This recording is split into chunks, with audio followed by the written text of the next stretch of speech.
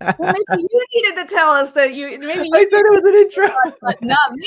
It's good. We're live now. Yeah, we're live now. No intro video. Sorry, everybody. Just pretend this is pre-recorded. Yeah. Yeah. There you go. There you go. Hello. We're gonna give you people a few more minutes to join. Justin, Jason, and I are, old friends catching up, having a good laugh. Yeah, this will be a lot of fun. It'll be a lot of fun. Yeah. Where is everyone? Oh, there's the comments. I got it now. All right. We gotta ask where people are coming from. So someone mentioned where you're at. Yeah. Anybody at Open Source Summit and logging in at 6:01 p.m. in Amsterdam. It's 9 a.m. on the Pacific coast of the United States, so it's perfect time for me.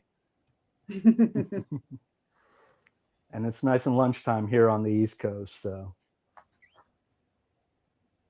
man, we're all over the globe today, aren't we? This stream brought to you by Planet Earth. There you go. Yeah, and cats. And cats. Hopefully we'll have it brought to you by cats. If any cats want to sponsor, let them reach out. Yeah, the cats want to sponsor, the dogs want to try Omni. It's still showing for me connecting. Is it okay? I don't know. Oh, the StreamYard has an error. Hold on. We're having trouble on the StreamYard on air. Yeah, but it looks like YouTube came on. What I'm guessing is LinkedIn might not have come on. I don't know. Here, let me put the YouTube in the chat. Oh, don't open YouTube. It'll echo. Sorry. All right. There you go. If you're having trouble on the StreamYard stream, well, they can't hear us.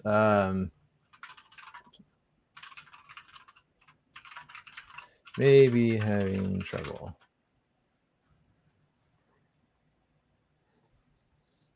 Yeah, YouTube is working because I got an echo immediately when I opened the page. Yeah, I see people YouTube coming on. I'll tell you what. Why don't we go ahead and kick off? We'll get everybody talking, and then I will. What I'm wondering, Quentin, is if it's working on LinkedIn. It shows I have a checkbox for LinkedIn, but I didn't open it. So okay. I can view on LinkedIn. Let's see. But LinkedIn's really hard to find events. It's just they bury it. I don't know why. Yeah. It looks like it's live. Yeah. LinkedIn's live. YouTube LinkedIn's works live too. Okay. Yeah. Well, then let's kick off and let's get going. Hello, everybody. I'm Kim McMahon. I'm the head of marketing at Sidero Labs. We're bringing you this webinar with Justin, and we got online comments showing with Justin and Jason. So I'm going to kick it off to them and let them introduce themselves, because we're going to talk about Cluster API. We're going to have two sides of Cluster API. Somebody who loves it and uses it. Well, I don't know if you love it. I shouldn't put words in your mouth, Jason. And Justin talking about why we did not use it when we built Omni. So kick it off. Let's go with you, Jason. Yeah.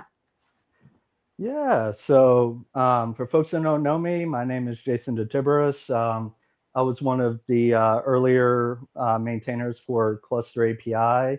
I started out with Kubernetes doing the OpenShift v3 installer and building an enterprise Kubernetes installer. And that got me into the world of Kubernetes and managing infrastructure for platforms, and eventually Cluster API and having some fun doing things with that. So, yeah. What were you doing before Cluster API? Before Cluster API, I had just joined Heptio, and we were trying to figure out what our installer story was going to be. After I had left Red Hat, I built out the original OpenShift v3 installer, was the tech lead for that team up until about 2017-ish, and then did an effort porting OpenShift to alternative architectures. So ARM64, PowerPC 64, Little Indian, and good old mainframes, S390X as well. So by the time I got to Heptio, I'd already built a couple of Kubernetes installers, and the fact that everybody had installer teams doing nothing but reverse engineering the last version of Kubernetes got me thinking there was a better way, and that got me involved with some folks that had come up with this idea of Cluster API, and I went all in on it. Sweet. And I think we're still doing intros, right? Yeah, I'm yeah. Justin. I'm head of product at Sidero. I've just been around the Kubernetes space for a while, using a lot of installers for pretty much every option under the sun. If Kubernetes ran somewhere, I probably used the installer. I think my first cluster was with kubeup. Do you remember the kubeup script? The Oh, yes, OG bash scripts. Which was like a precursor to basically everything, but it would stand you up a cluster in your desired cloud, which was just, I think, GCP and AWS at the time. And you just curled a bash this kubeup script, and you got a cluster. And that was the first time I ran Kubernetes. I'm like, wow.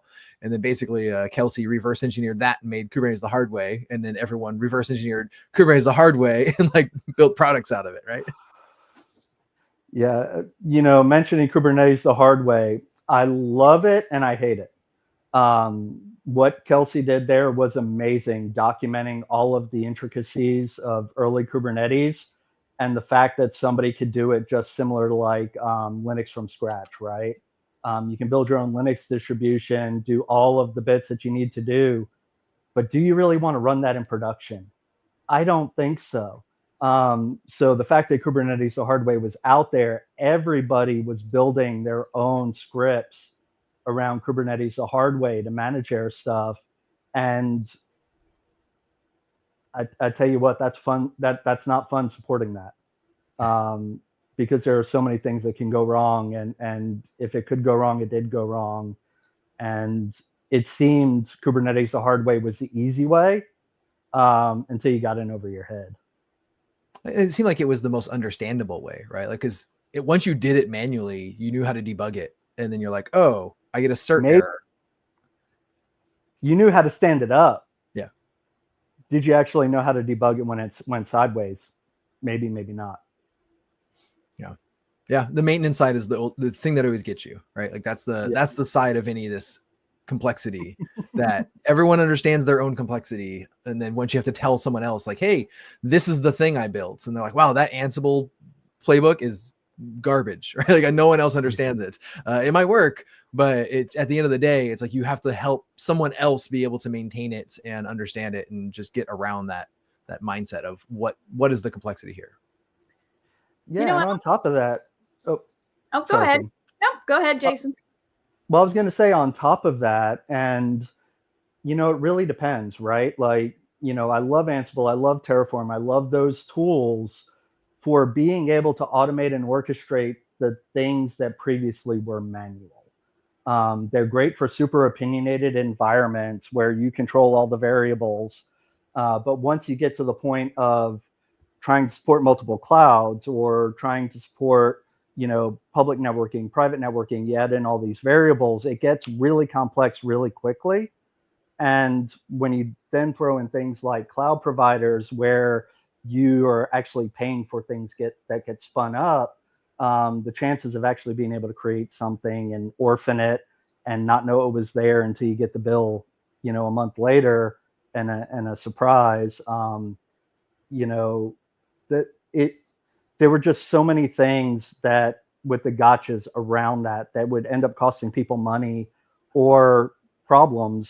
And that's really what drove me to trying to get more involved with things like Cluster API, because if we can provide like a shared base for how do you do this infrastructure for the platform thing, then folks can actually work on delivering business value instead of just how do I spin up an AWS instance? How do I get Kubernetes running on that? How do I unlock being able to use the newest Kubernetes features with the newest release type of thing? Exactly. And that's every one of these stories that I have with people, they talk about, they're wearing their battle scars of trying to get Kubernetes to work in the early days. And that's exactly where I wanted to take this. And I guess that's what you and the team and the other people working on Cluster API had envisioned. Like, we've got to get rid of this huge pain point that everybody has in trying to work with Kubernetes. And I think that was Yeah, all absolutely. about standardizing the installer, right? Because COPS came out as like a standardized installer for AWS, because AWS didn't have EKS, and Justin Santa Barbara was like, hey, we need to solve this problem. We can wrap a bunch of Terraform and make this better for a lot of people and have a standardized installer. And there were other efforts like KubeSpray and things that were just like, okay, what is the bare minimum that we require you to have to stand up infrastructure, right? One is like a bunch of hosts with SSH. One is AWS APIs, whatever. Like they all took different approaches, but they all kind of converged in this like, hey, we're going to add more complexity, more options to it, for more people can use it. And I remember talking to Chris Nova, my co-author, like the idea coming from our book about infrastructure as software and treating things as controllers and making things not just a one-shot Terraform apply, which is what COPS was doing, and having problems maintaining things because things would drift and all this stuff. It's like, oh, once you have a state of what actually exists in the world and your Terraform state file different, if you've never manually fixed this JSON file, like the state file, have you even been on call? I don't know. that stuff is just like deep ingrained in my, like, making sure I have everything correct to make sure the state Terraform would run again. And she was like, what if we did it like Kubernetes controllers? What if Kubernetes could manage Kubernetes? And I remember, because she was a maintainer on COPS, and she's like, what if we did it a different way? And I remember we were in a restaurant somewhere after a conference. I was like, that's crazy.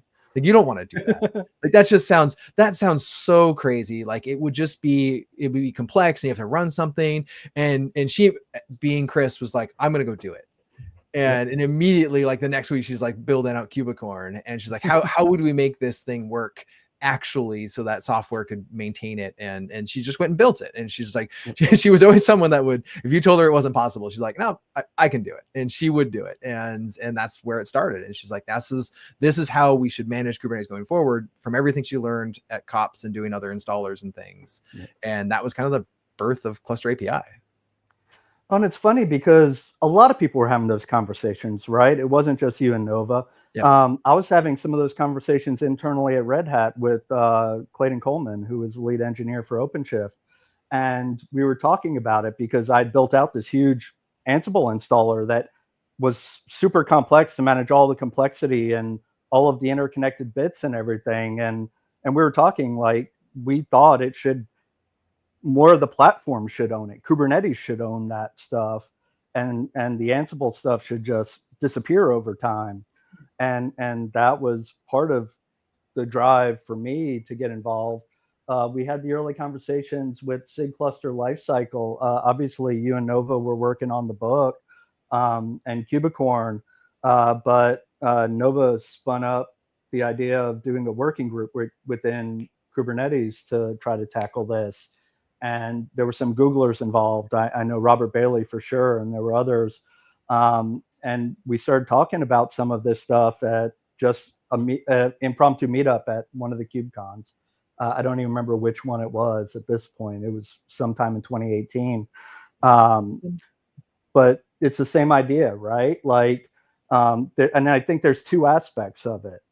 One is the aspect of, more of this stuff should be managed by Kubernetes style controllers, because, why are we trying to manage state outside of Kubernetes and basically recreate what Kubernetes is doing just to manage Kubernetes?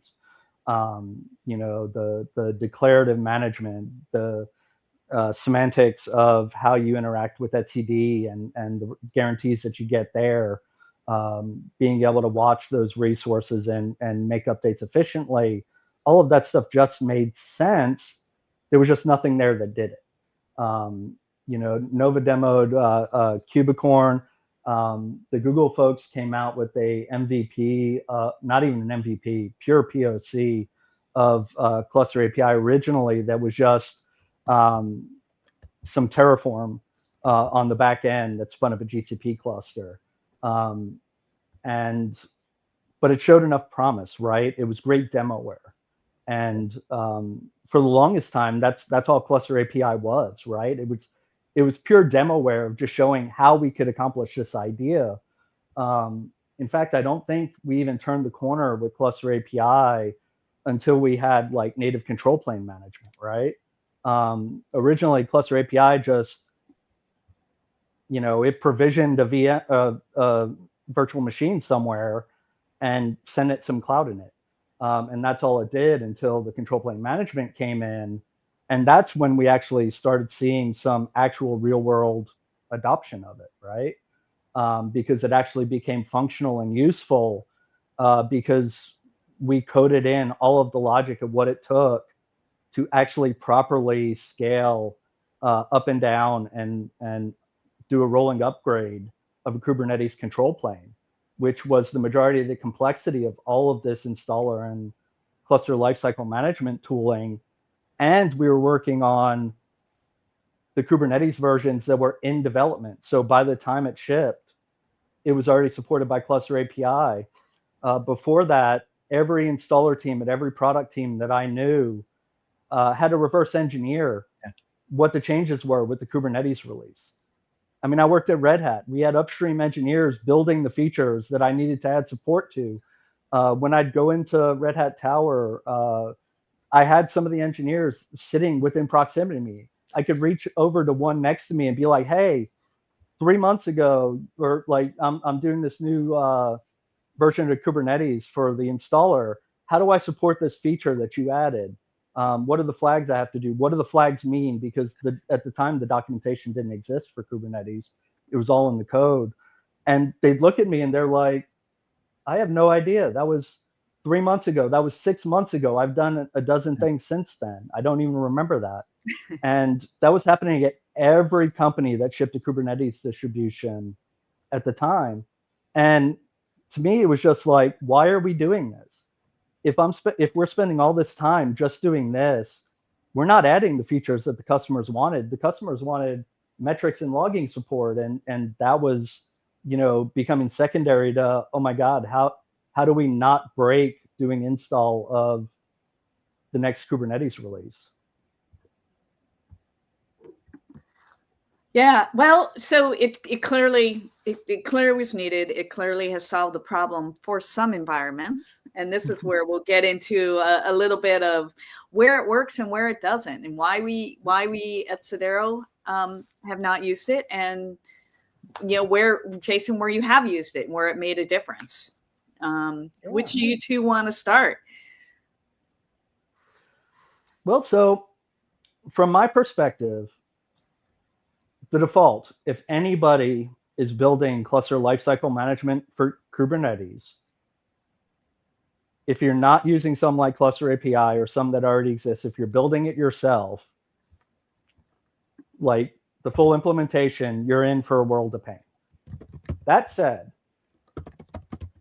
I will qualify that with, that's assuming you're looking at a generic style Kubernetes distribution on a generic style operating system and all of that stuff, which is what the majority of people who are building and shipping product based on Kubernetes distributions are doing, right?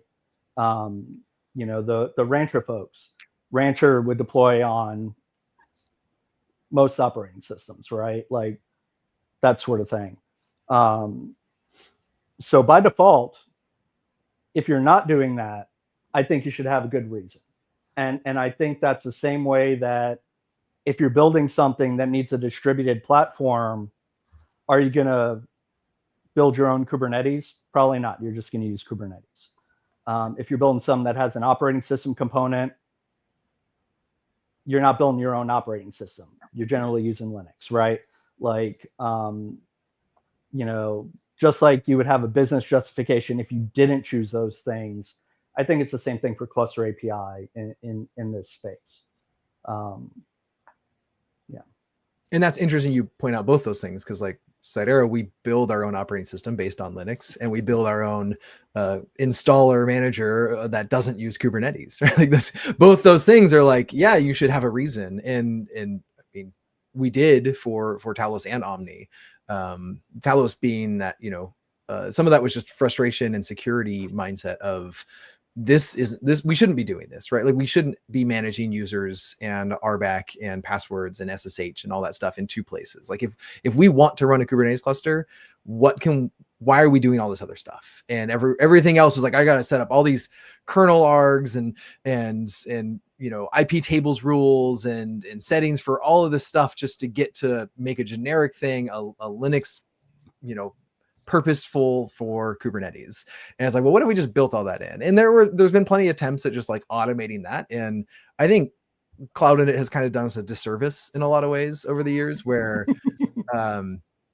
I mean, like we started with just, you know, manual steps, and then we went to, you know, basically golden images. And then we kind of shifted over to config management, that we can maintain things forever. And then we just like threw away all the years of config management and just said Cloud Init, that's good enough. And we just run this thing once.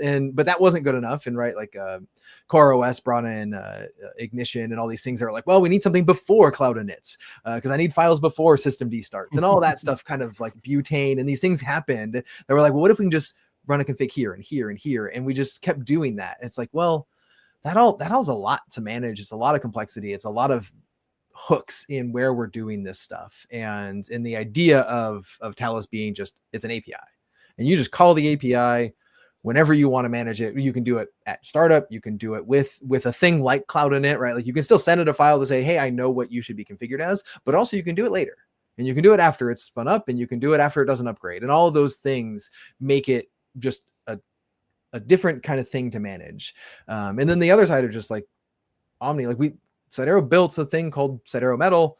I was at Amazon at the time while Sidero was building Sidero Metal, which was cluster API based bare metal provisioning. I was building EKS Anywhere, which was exactly the same thing. Like we were competing head to head while I was at Amazon, and I just kept like, I would text Andrew. I'm just like, hey, like, how's it going for you? Like, how do you like this? And like, what's the problems you're having? And every time he's like, yeah, it just doesn't fit. Like the model of cluster API of things should be ephemeral. And when we want to do upgrades, we always get a new node, and we never do a reinstall. Like immutability was always at the VM layer. It was never at the OS layer, right? Like we didn't want to trust that in cluster APIs. So like every time we're like, I can't like go buy another machine to roll this, and I don't want to like scale down, like take out a node, do a whole reinstall, make it new. I was like, I should just be able to like install it in place. Like let me do those upgrades in place. And all of those like frustrations with what the model of cluster API being strictly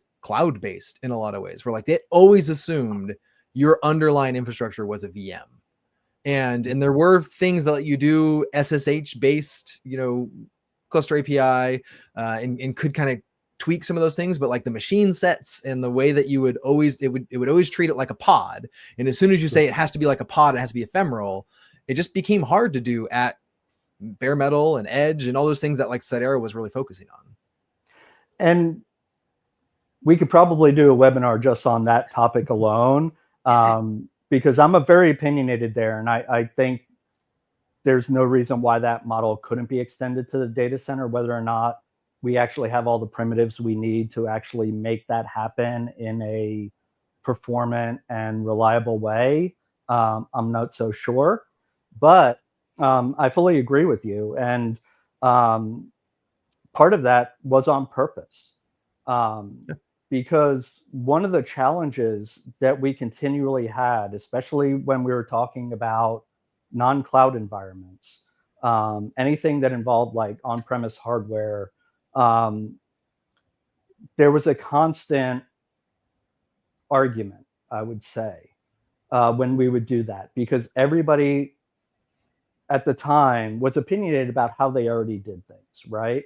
And if you look, the very early implementations of like on-prem type cluster API implementations were, give us a list of SSH addresses and some credentials, and you're responsible for making them available, and then we'll orchestrate the thing. Yeah, give me SSH. And that would like the right. EKS Anywhere, the first thing you had to do was create a CSV file of MAC addresses. And I told them from the start, I'm like, that is a losing battle. Like that is the wrong user experience. Like this is why people go to the cloud. Like this is exactly why, because I don't want to go look at a box and write down a MAC address. Someone's going to write it down wrong. It's not going to work. It's like, hey, if you want to pixie boot this, we need a MAC address. And I'm like, like that's not where you want to start. Yeah. But the big thing about it is that when you're talking about the general case of trying to orchestrate bare metal machines, with traditional operating systems, say Ubuntu or whatever, or even like RHEL or whatever.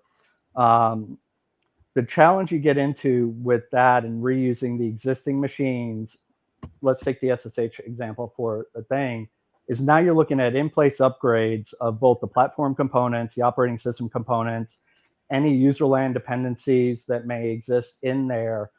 And one of the funny things that I found and I think the interesting thing about being at Red Hat in the early Kubernetes days is that for OpenShift, we basically own the entire stack. We own the kernel, we own the entire user, unless somebody was installing binaries manually, we own the user land that they were using. Most of our customers even used our middleware images as the stack for their thing. We own the container runtime. We own the entire stack. And one of the things with the early OpenShift v3 stuff is upgrades had all these weird edge cases. Somebody did an upgrade on their OS and it broke the IP tables compatibility with kubeproxy at one point, or this Docker doesn't work with the Docker shim for the node, and all of these things. And Red Hat owned the entire stack. We had a full CI/CD pipeline to test all of this stuff, but all of the permutations of all these things became impossible to test, right? So when we were building Cluster API out, we made the conscious decision that we needed to treat these things immutably, because that's the only way, not owning any of the underlying components other than the Cluster API components. The team building it out, we didn't own the Kubernetes bits that were being built. We didn't own the operating systems that they were running on and the container runtimes, all of that stuff. So how do we ensure that we can safely roll out an upgrade and roll things back if we didn't? And the only way was to avoid doing in-place upgrades.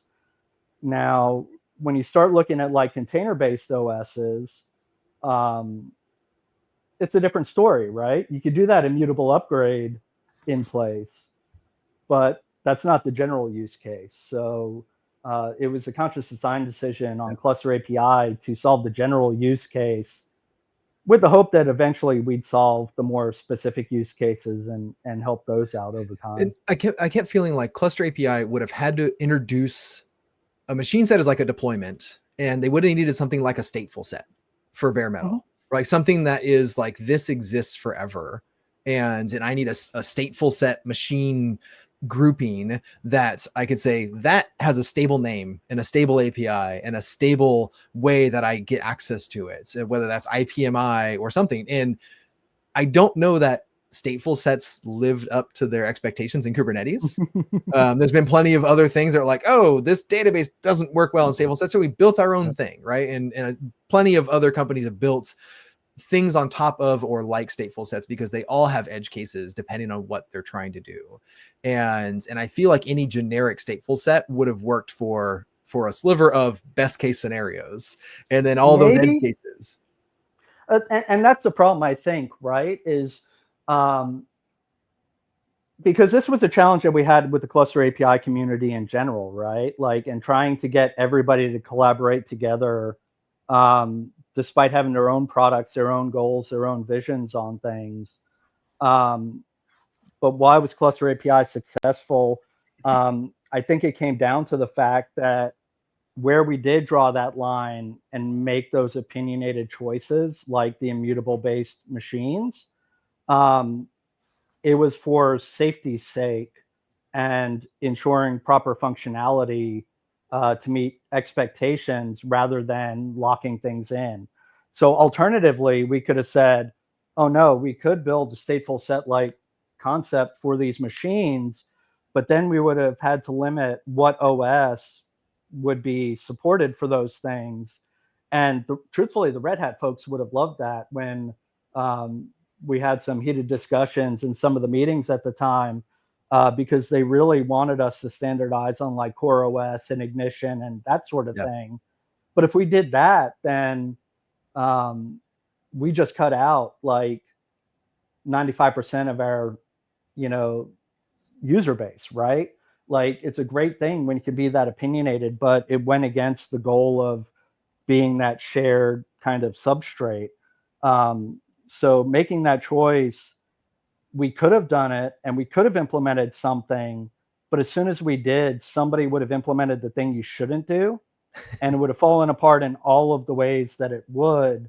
And that would have hurt the project more than it would have helped. Like the pattern I hear is like variables cause outages, right? Like the more variables you have, the more likely you are to have an outage, because someone's going to change that variable, or they're going to use it in a way that wasn't intended because they had different expectations. And the more you can reduce some things, because that's like one of the things with Talos is like we are very strict on if you want to use this, you use it this way, right? Like we don't allow various things on the operating system. Like there's no Etsy password file. Like you can't get a user, which is not going to let you have a user on the system. Like that's just not how this works. And so having those opinions and saying, no, we're staying strong to this is the path that we think everyone needs to go on. And you will, if you want to use this stack, you have to come to us. And I do think that Red Hat was in a situation where they couldn't alienate the existing customers, right? Like it's like, oh, we have so many customers that we can't just say move to the new thing, right? Like you have to use this one OS because they are already paying them for everything else. And so yeah, it was a big difference coming from, you know, something small and specific versus existing customer base trying to adapt it to new things.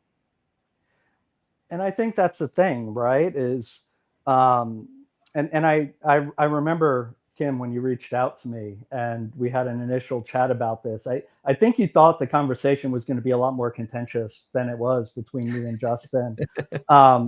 Because if the story was different, right? Like, I think if Sidero had a Kubernetes distribution that ran on customer provided operating systems, or had multiple operating system choices, or it was a product that wanted to support different types of Kubernetes distributions. Say we have customers that want to run OpenShift or Rancher or whatever, the story would be completely different. I'd be like, you are out of your mind.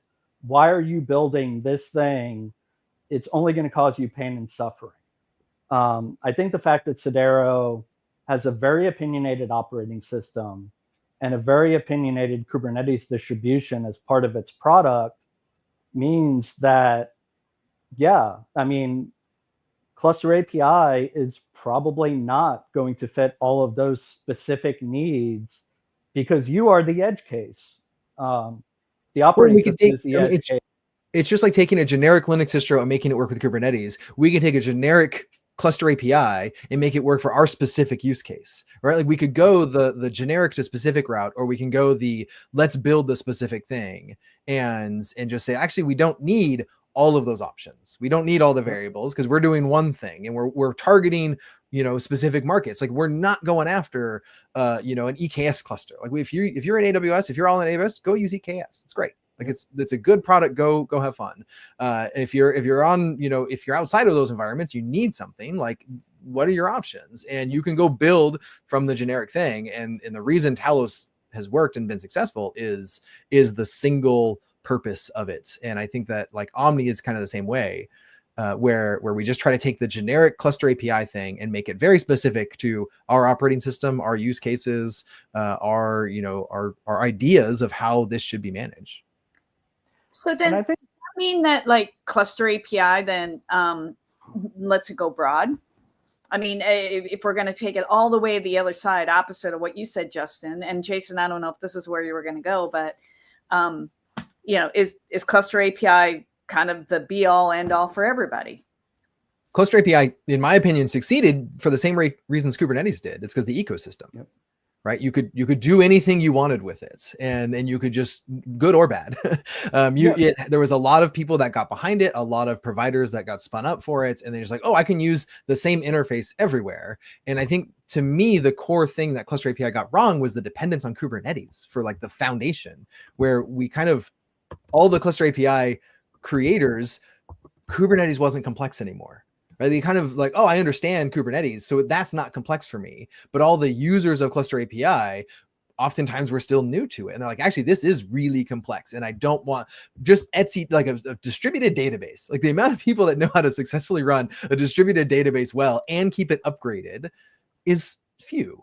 And in putting that at the core of this foundational piece, like the lower in the stack you go, the more easy and simple something needs to be. And that's why Terraform has worked well and Ansible has worked well. Maybe. So I don't disagree. Like, you disagree. It's totally fine.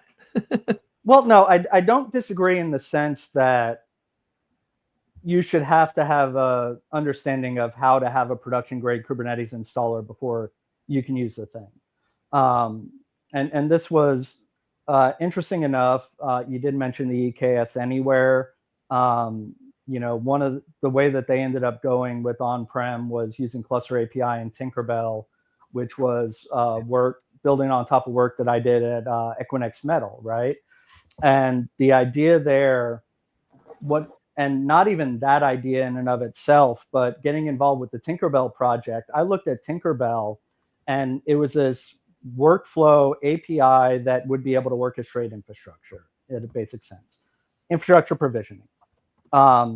But it was its own binary. It had its own gRPC API, and 90% of the code was nothing but I want to store data somewhere and manage versions of data and the API code and being able to handle TLS certificates and all of that stuff. And I looked at it and I was like, why isn't this just a Kubernetes controller? And, you know, then you had the obvious thing, like if the thing that's provisioning your infrastructure needs Kubernetes, then with on-prem hardware, one of the fun things is that, you know, you potentially have a chicken and egg scenario, right? Like if you have a full data center outage, you need your core infrastructure to be able to bring all of the rest of your infrastructure back, right? So if you need if Kubernetes needs to be running before you can provision your infrastructure, you're way over your head. But the idea that I had is that can we just extract the bits of Kubernetes that we need, that API machinery concept, and use that so that we can basically take advantage of Kubernetes just as an API server and interact with it like we would if it was a full cluster, but not with the complexity of it. So I think there are ways to solve that problem. But I do agree that needing a production grade Kubernetes installer to be able to provision Kubernetes clusters is a no-go.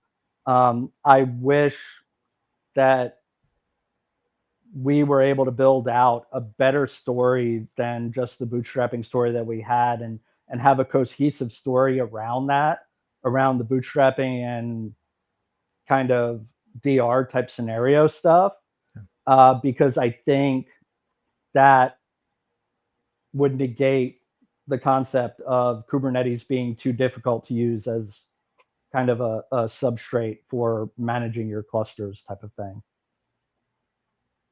I think one of the biggest problems with CAPI is the maintenance. Like anytime someone says we're using Cluster API, we love it. I said, hey, when have you upgraded your Cluster API control cluster, your admin cluster? And everyone's like, no, I can't touch that. That becomes the thing that's like, this is too complex for me to, and too valuable for me to like work. Like I can't, like it just has to exist forever. And putting that into, this is now, 8 different controllers on top of Kubernetes that only does this one thing. I think the maintenance side of it is where it really is just like scary as heck. It's like, I don't know. I don't want to do that. Like the Terraform run, fixing state files is one thing. Let's try to debug a Kubernetes clusters that's down that also manages tens or hundreds of other clusters is a whole different story. But I think that gets to a different point though. Like, I don't disagree, but I think where I disagree is that's a general problem in general with Kubernetes and the platform as a whole. And which is why I think that basing a foundational technology on top of it is a risk. Exactly. And I think the problem is, and this gets more into my opinions on infrastructure management and things like that, why I think these things should be ephemeral. I think the workload should move, not I think instead of upgrading these clusters in place, I think we should treat the entire cluster as kind of this ephemeral concept and migrate the workloads between them. And then that do you no mean longer the becomes an CAPI issue. workloads or the whatever workload, the managed, because like that was one of the things that EKS Anywhere did, where if you wanted to upgrade the EKS Anywhere cluster, it would run a kind cluster locally on your laptop, migrate the database down, run the controller, so you are now the admin cluster, and then it would create a new cluster. It wouldn't upgrade it, it would create a brand new cluster, you know, immutable sort of, and then it would migrate back. And I was like, you don't want your laptop to be the critical piece of infrastructure. It should not be your laptop. But if you have the ability to spin up these immutable clusters on demand in a performant way, and you have automation around migrating your workloads, then there's no reason why you can't have a full CI/CD pipeline that anytime there's an update to the OS, userland bits, Kubernetes versions, the different versions of the CRD-based components and controllers that you're running on top of that, that a new cluster isn't spun up, the workloads are migrated, you can monitor it, and if there are any issues based on metrics, you can pause that migration, and you're basically automating these things that require manual intervention today. And if you can get to that point, the clusters are ephemeral, then you know, the workload, whatever it is, whether it's cluster API, whether it's your production database, whether it's, you know, your web server application, you have that reliability of, you know, we're fully automating a lot of bug patches today to like library dependencies, right, for applications, and rolling out updates to those in a lot of cases. I think that works in theory. The three main problems I see with that ephemeral cluster workload migration story is, one is just the data is if we're storing data, it has to be external to be able to like just access it from move clusters, don't move data. Because if it's in the cluster, moving data just takes a long time. And you're like, oh, this is actually going to take me 4 days to kind of move this from one spot to another, is like a big thing. The second thing is Kubernetes doesn't own everything. Like the external DNS and the load balancers and the things that are external to Kubernetes, you can't just say this load balancer was pointed to this cluster, now it's this cluster. You have to create a new load balancer and then switch DNS, and that causes it's more variables for outages in a lot of cases. Instead of just, I can roll the thing inside the cluster, I don't change DNS, I don't change the load balancer, I don't change the things external that are pointing to me, and that makes it a lot easier just to say, let's do this in place. And the last thing is just at scale. Once you get like this, all of the immutability works at like at a idealized scale, and then once you get to thousands of machines or really large workloads, you can't get that quickly anywhere. And I remember we migrated Disney Plus the week before Disney Plus happened. It took us 4 days. It took us the entire 4 days just to get new instance types for everything, because it was like we just constantly were asking AWS, we need an instance, we are going to migrate to it, we have to wait for workload to move. And it was literally, we was coming down to the wire, because we're like, this is launching next week, and we had 4 days to basically switch every instance type out because they were running out of instance types for a specific type. So it's like at a certain scale, you're like, actually this would have been so much faster if I could just upgrade it in place and just said, hey, I don't need a new instance, I don't need to wait for kernels to boot, I don't need to wait for migrations and health checks and all that. I was just reboot in place, we're done. And I wouldn't have had needed any other instances. And I kind of changed my mindset of, where does your immutability lie? Is it at the VM? Is it at the OS? Is it at the workload? In many cases, it's all of those things, depending on who's asking. But I think that those sort of considerations need to apply when we say, you should just be blue-green. And I was like, my mindset completely changed. But like, no, blue-green is not for everything. Like that's a very specific use case when like blue-green works. Yeah, I mean, obviously, you know, we can get into details of all of that, and that could be, we could probably take that multiple hours diving into the different aspects of it as well. But I think in a lot of cases, what we see is that all too often, sometimes when we're looking at a lot of this stuff, we're framing it from how we've done things previously. And that colors some of our opinions on whether or not some of these things are possible.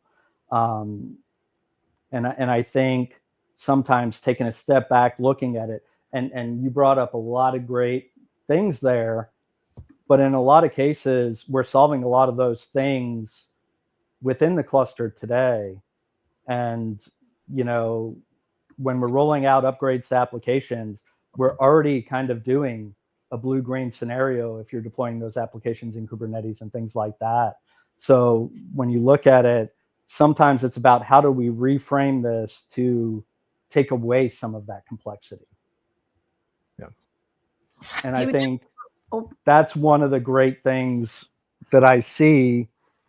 And one of the things that I like about Sidero's approach with Talos and Omni is reducing a lot of that complexity that exists with the general use case. Okay. Well, we have a couple questions, and Jason, that's leading us right into the first question, which is kind of Sidero specific. Is there a CAPI pivot migrate option in Omni? No, we don't have a way to take a generic like CAPI managed cluster and migrate. I don't think CAPI has a way to migrate a cluster between things, right? Like when CAPI manages it, it owns the whole life cycle. It owns all the secrets and life cycle, like the state of the machine. So I don't know of a way to like even pivot a CAPI cluster to something else.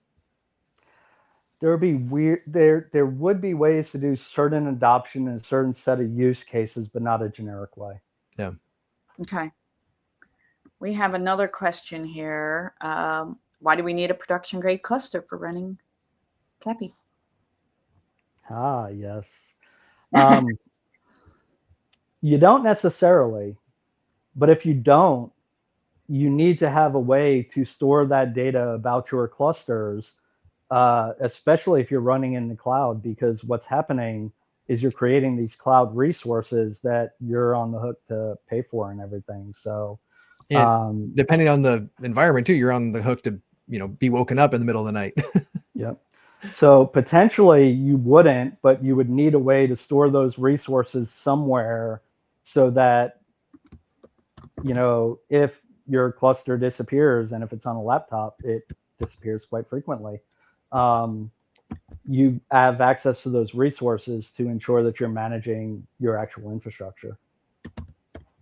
I feel like a lot of people have tried to simplify that side of it too, where they're like, oh, my CAPI cluster is K3S, because then it's just a SQLite database and I know how that works. And so in a lot of cases, they're shrinking it down to say, hey, how simple can I make the CAPI cluster components? And it will be just one VM with K3S or something. And that's like exactly the approach that Omni took, where it was like, Omni's like, hey, this is a single container. It does have a database component. It has an etcd as a backend if you want it to be highly available, but like it's a single binary that builds the whole thing, and that's where we want you to run it in an isolated, this is always available sort of thing. You can run the SaaS, obviously, like you can just go get it, but you can run it yourself, and it shouldn't be that hard to maintain. And that's the idea of that core component should be easier to maintain, to be able to do upgrades frequently, all that stuff. And so people do try to shrink Kubernetes down. There was a project, was it KCP, something like that, where it was like a Kubernetes-like API where you get the CRDs and you can put controllers against it, but it didn't run actual Kubernetes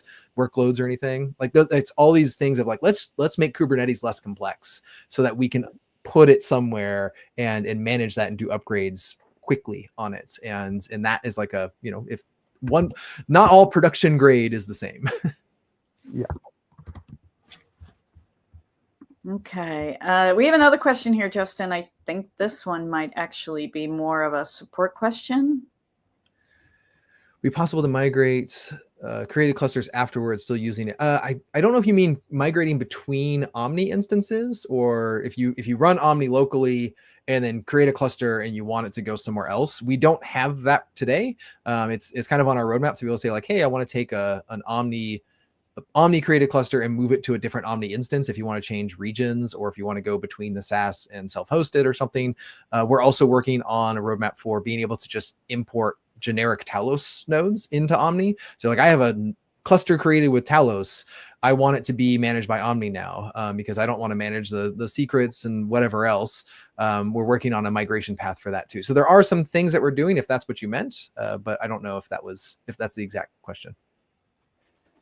We'll let them pop back out. Let them pop back out. We have another question here.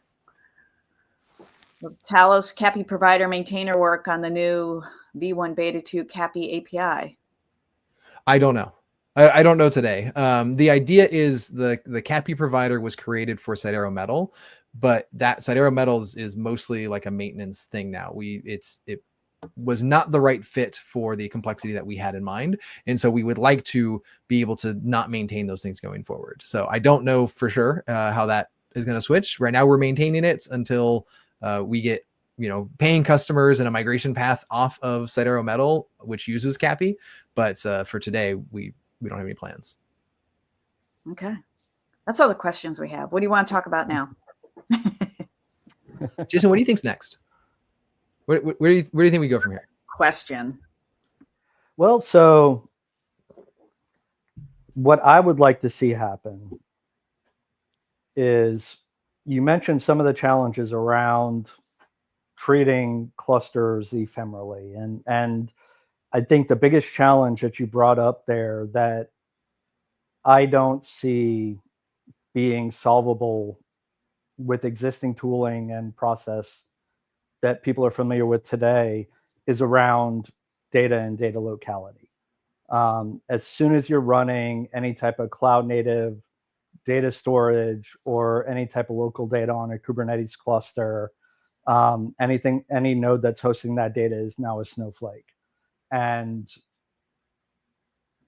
that's going to remain that way until there's nothing, like, I wouldn't recommend doing an ephemeral type upgrade of a cluster running cloud native storage with Cluster API right now.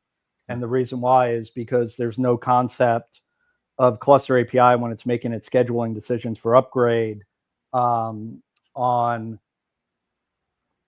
pod disruption budgets, pod affinities, and that sort of thing. So enable those types of ephemeral type upgrades, one, you need cloud native storage that can be resilient to those things without manual intervention. So it should be able to lose, a pod and recreate that pod and manage all of the data. You also have to have ways to manage the QoS around that to ensure that you're not saturating, your network with all of the data migration. But Cluster API would also need to be mindful of picking and choosing nodes to be respectful of those pod disruption budgets, affinities, anti-affinities, and all of that stuff to enable that all to work. So what I would like to see next is some of those problems solved, and then, we can really start tackling more immutable infrastructure in the data center. That's a great point too. Like we have that problem. Like that's not a Cluster API problem alone, right? Like Omni has that problem that we're trying to figure out where to put the complexity for that, right? Because you can say the complexity for moving data should be at the storage layer, and my Rookself, my Longhorn, my whatever should be able to just figure it out. And in many cases it can't, just because there's like restrictions around how much data there is, how long it takes to transfer. All of these things are just like physical restrictions that we can never get around. If you make the networks faster, the data is going to grow, right? Like it's never going to be a solved problem. And so either we try to solve at the storage layer, or we try to bubble up the like storage health into the actual components of what's doing my migration. And our ideas around that are basically like, hey, if Ceph tells us I'm healthy or not, then we should be able to say, okay, bubble that health status up into the installer. So the installer knows, hey, cool, Ceph's healthy now. I'm going to keep going. And I'm going to keep going until Ceph and Kafka and whatever other things that are stateful that have health metrics say they're not healthy, and I'm going to stop.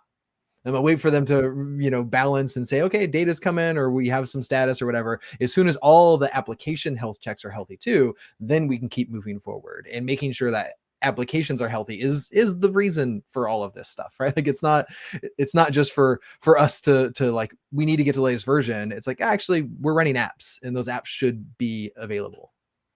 So now I think there's a challenge here too, right?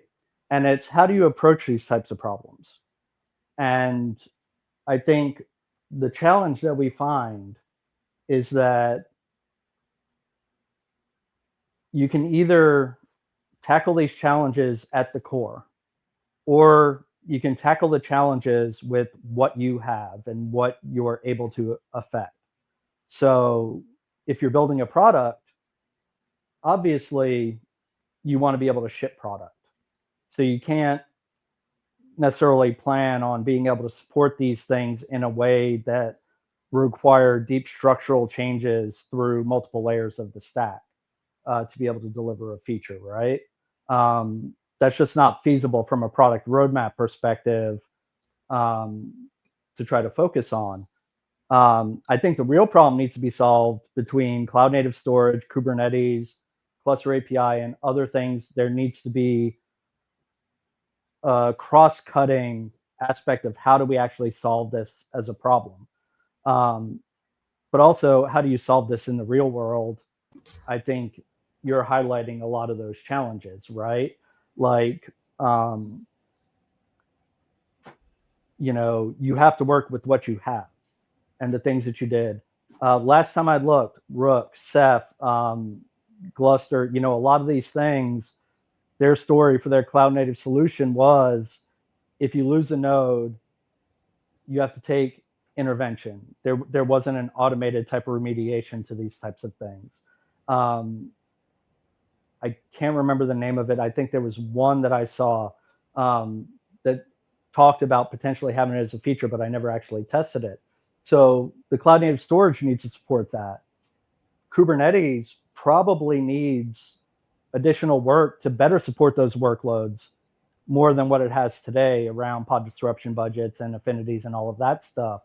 How do you handle the network traffic?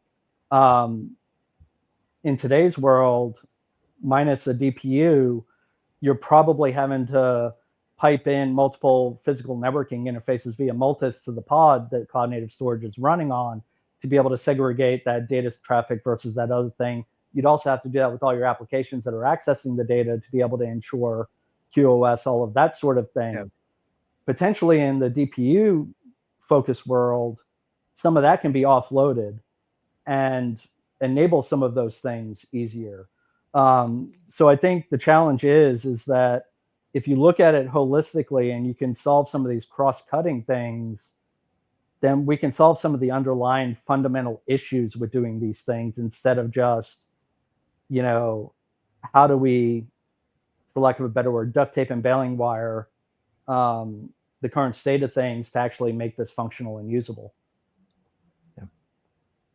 Well, that kind of sounds like a closing statement, Jason, as we get close to the top of the hour. Did you plan that? Justin, to you.